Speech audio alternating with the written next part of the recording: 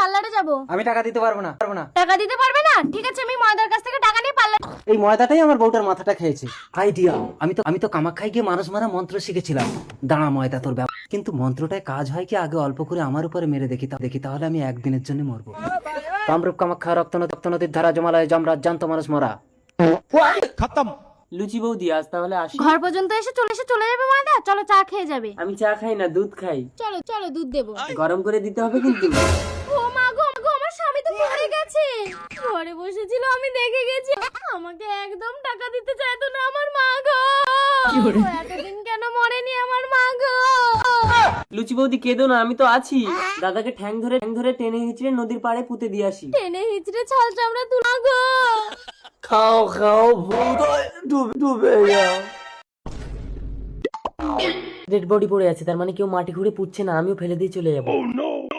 Dead বডির পাশে dead body. रुको जरा।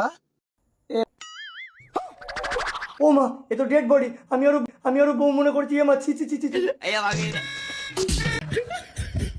দেখি আমি নদীর পাড়ে এলাম কি করে? মনে পড়েছে, আমি তো কাল থেকে মন্ত্র মেরে মরেছিলাম।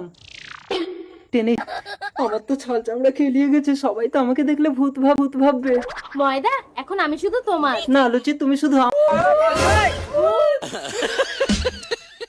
আরে এরা সবাই তো আমাকে ভূত ভেবে পালাচ্ছে। যাক, আমি কাল থেকে কিছু খাই।